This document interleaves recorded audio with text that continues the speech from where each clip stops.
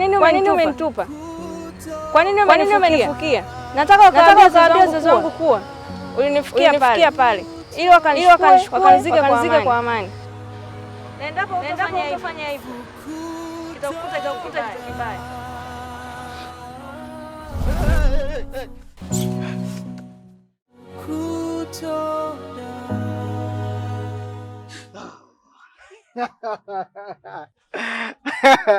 Masikitoko huyo. Sunaona hapo sasa, sunaona hapo. Tayari ushageuka kwa mwanamke sasa.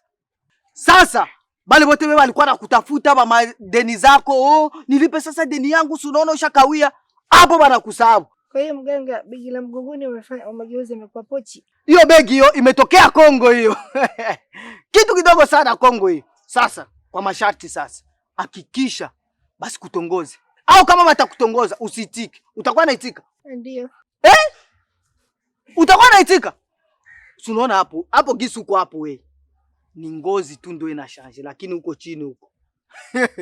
Ungali tu mwanaume. Yaani sasa hakikisha wewe unakuwa makini. Unaona hapa Tanzania kuko wauni. Basi kubane wanakubaka. Shika hii dawa. Shika hiyo. Shika sawa, acha kuogopa. Unaona hiyo dawa? Weka hiyo mumu begi. Hiyo dawa ndio itakuwa nakusaidia. Sasa unajiangalia mkio hivi. Unasikia? Unajiona kama uko mwanaume. Kama una hiyo dawa, utakuwa unajiona mkio, unaona huku mwanaume, mkio huku nje unakuwa mwanamke. Ndio dawa sasa hiyo. Hakikisha unailinda sawa. Sawa. Mimi naenda hivi. Uko na neno ya kuambia wa Kongo? Asante. Wasalimie yani. Nawasalimia wa Kongo. Naenda hivi.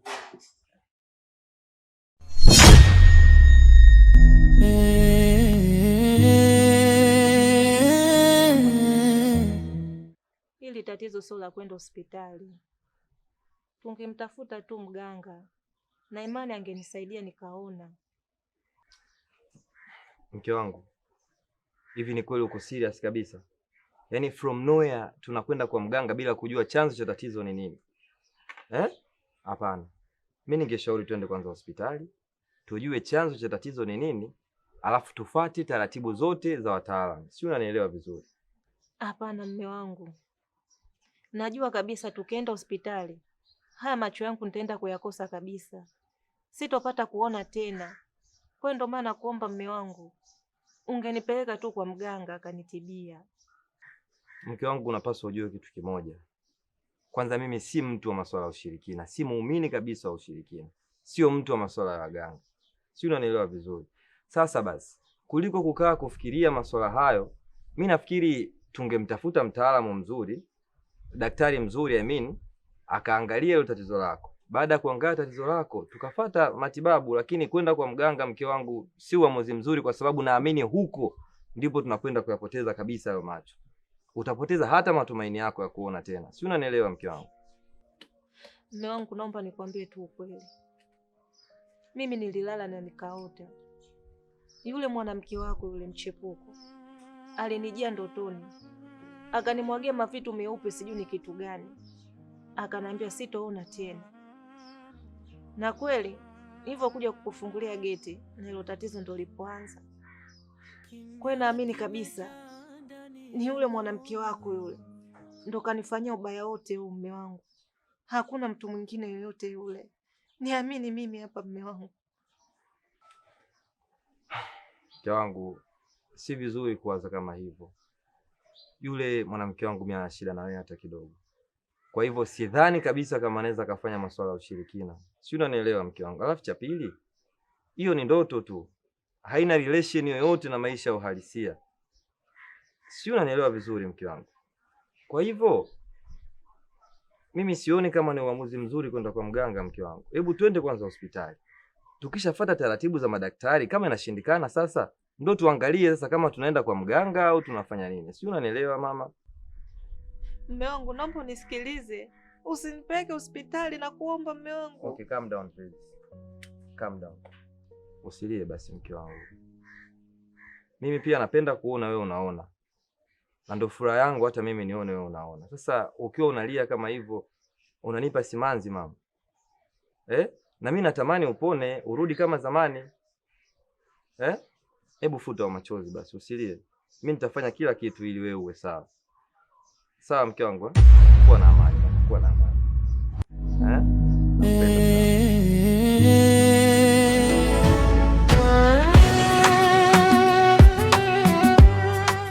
Love mwanangu, umejiandaje kuhusu shule? Nimeshaandaa kila kitu mama. Haya, mbona umeunguza mboga jikoni? Bahati mbaya mama. Nimemnunua yule kuku bei kubwa ili nikupe ule vizuri likizo hii. Sasa wewe umeunguza. Kwa nini mwanangu? Karibu.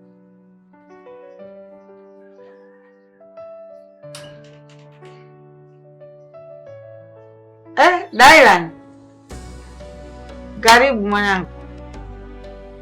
Shikamoo shangazi. Marahaba mwanangu Dylan, hujambo? Sijambo. Habari ya nyumbani? Nyumbani hata sio kwema shangazi. Yaani mpaka unaniona hapa muda huu nimekuja kumuulizia Joyce. Nimekuja kumuulizia Joyce? Mbona Joyce hana tabia ya kuja huku kwangu? Na we unajuaga Dylan kwamba Joyce kulingana na ujeuri wake hatupatani na mimi shangazi yenu. Joyce huwa haji huku. Atakuwa ameenda wapi? Ni siku kadhaa sasa.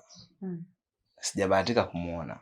Kwa marafiki zake umemuulizia? Hata kwa marafiki zake pia hayupo. Au atakuwa amepata bwana, amemchukua, amemfungia huko wanaishi naye? Kuhusu bwana sina uhakika. Lakini kwa kuwa nimefika hapa, wewe hujui na mimi pia sijui. Na wewe ndo mkubwa wangu. Mimi hapa nilipo shangazi sijui cha kufanya. Hapo cha kufanya mwanangu Dylan, cha kwanza kabisa uende kituo cha polisi ukachukue arabii. Unanielewa vizuri? Ukishachukua arabii, unayo picha ya Joyce? Ya, picha ninazo. Unazo Ndio. Sasa ukishachukua arabii, itabidi twende tukatoe taarifa kwenye vyombo vya habari ili tuweze kupata matangazo pamoja na picha yake. Mimi naamini tutampata tu.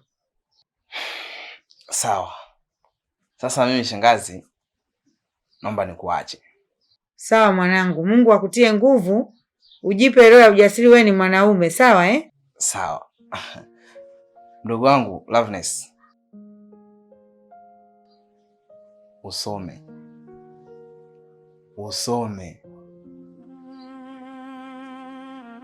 Ninaenda.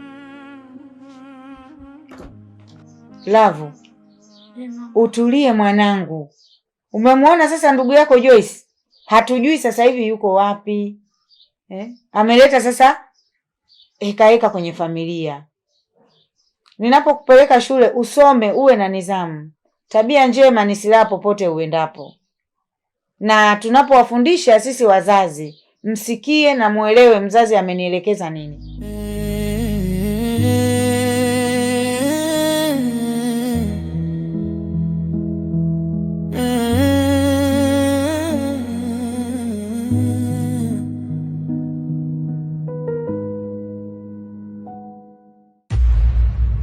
Huyu si mdogo wangu huyu?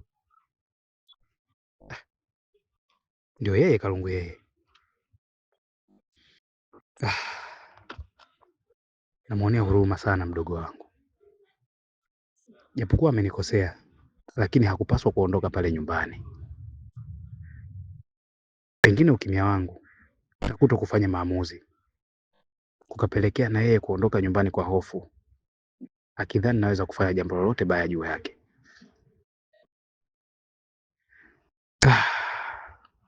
Ona sasa, maisha gani haya anaishi? Na hana kazi hapa mjini. Sijui nimsemeshe au nimwache tu aendelee kujifunza. My sugar. Mambo.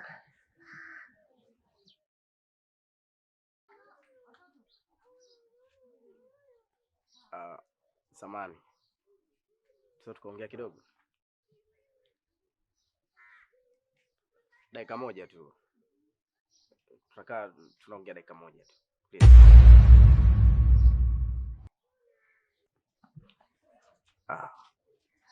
Samani, lakini najua kuwa ulikuwa umekaa hapa muda wote. Wewe ulikuwa unanifikiria mimi. Sawa, hata mimi mwenyewe nilikuwa nakufikiria wewe vile vile. Kwa hiyo naomba tukae tu dakika moja, tunaongea, tunaweka sawa, kisha unaondoka. Please. Lembo. My sugar. Please. Lakini wewe ni mrembo ujue. Nilivyokuona tu, niseme tu ule ukweli. Nimetokea kuvutiwa sana na wewe. Ndio zomoni langu na kuomba tukae hapa. Please. I love you.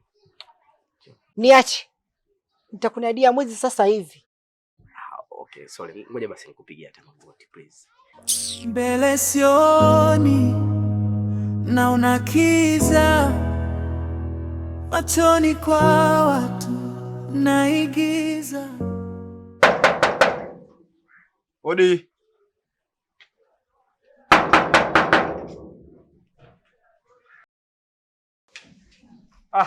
Vipi bwana shemeji? Safi bwana, vipi hali? Safi, kwema. Kwema bwana, karibu. Karibu shemeji. Siku moja nitapona, japo leo ni nzito, lakini Vipi bwana shemeji? Fresh shemeji yangu, karibu sana. Asante. Bwana wa shemeji, nimepata taarifa kuwa dada anaumwa. Vipi, shida nini? Sahihi, wife anaumwa na tatizo limemtokea hivi karibuni. Naweza nikaita upofu wa ghafla kwa sababu hatujui chanzo ni nini. Nilikuwa nimetoka nyumbani hivi, sasa nimerudi, amekuja kunifungulia geti, wakati naingia ghafla nikamsikia analalamika kwamba haoni. Hivyo nilistaajabu sana kwa sababu hatukuwa tunajua sababu ni nini. Basi bora hata ingekuwa labda imewahi kumwanzia, hata labda macho yanamuasha au yanamuuma, hapakuwa na hizo dalili za awali. Lakini tukalipokea kwa sababu tayari ni tatizo ambalo limeshatokea. So tunapambana kuhakikisha hali yake inarudi sawa. Okay, sawa bwana shemeji. Vipi, yupo ndani? Bila shaka yupo ndani. Unaweza kumuona? Bila shaka shemeji. Karibu sana. Sawa. Karibu sana. Karibu babangu. Asante mama yangu.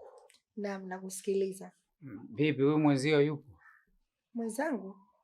Mwenzangu nani?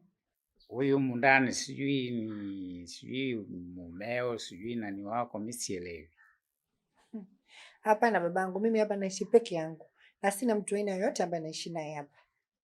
Naishi peke yako? Ndio. Na maana unadanganya. Kinywa cha mzee kinanuka, lakini maneno yake hayaongopi. Sasa haya yote haya ni kama kutaka kunirubuni mimi, na nilishayasema toka mwanzo. Nilimwambia kwamba wewe utaoa mke mwingine, lakini sisi tutabaki na uchungu. Unamaanisha nini labda baba kuongea hivyo? Maana sijakuelewa. Sasa sisi sio watoto wadogo. Mwambie huyo mjinga mwenzio hatima yake tutaijua. Bluetooth virus.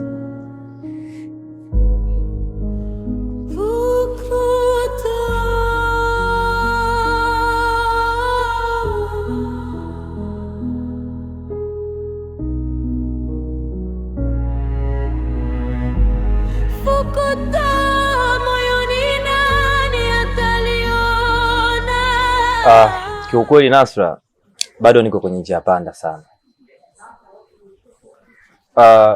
Mke wangu amepata tatizo la ghafla. Macho yake yamepoteza nuru ya kuona. Sasa nimeshindwa kuelewa changamoto ni nini. Na tatizo lile sababu kubwa inaonekana ni wewe. Umefanya mambo ushirikina. Kwa nini umemroga mke wangu? Sasa mimi nitaanzaje kumroga mke wako wakati mimi ndo nimemwibia mume? Ilibidi yeye ndo kama kuloga, yeye ndo aniloge mimi. Sasa mimi kivipi mimi nije nimloge wewe? Hata wewe ukifikiria naingia akilini? Nasra, mimi nawajua wanawake fika, nawajua wanawake vizuri. Unachopaswa utambue ni kwamba yule ni mke wangu. Sawa? Na hana shida yoyote na wewe. Ulimuona hapa nimekuja naye mpaka hapa. Sio, unanielewa vizuri? Na sababu ya kuja naye mpaka hapa ni kumuonyesha kwamba mimi sio mpumbavu wa vitu ambavyo anavyovifanya. Nimemuonesha kwamba hata na mimi pia naweza nikavifanya hivyo vitu na ninavifanya hivyo vitu. Sasa from nowhere unakuja unamroga mke wangu. Kwa nini unafanya mambo ya ushirikina? Waganga wenyewe na huo ushirikina unaozungumzia wewe sijawahi kufanya kabisa. Simfahamu mganga hata mmoja hapa. Simjui mganga yoyote. Naanzaje kumloga? Yaani kwa nini mloga? Amenikosea nini? Yaani Nasra, acha nikwambie. Endapo ikagundulika ni kweli wewe ndio umefanya huo ushirikina, nisikufiche, hautauona tena mguu wangu hapa kwako. Si unanielewa vizuri? Mimi nimemaliza.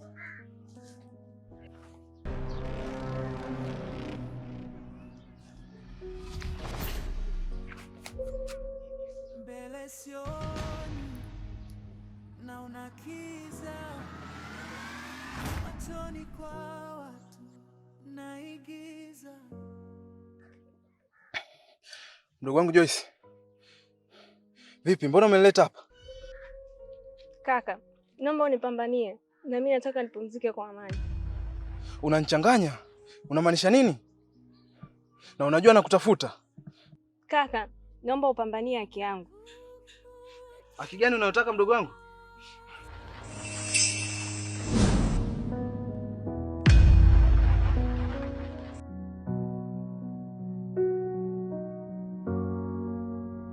Mbele sioni na unakiza machoni kwa watu naigiza. Nilijua yai kumbe viza, fukuto moyoni linaniliza. Naangaika fukuto moyoni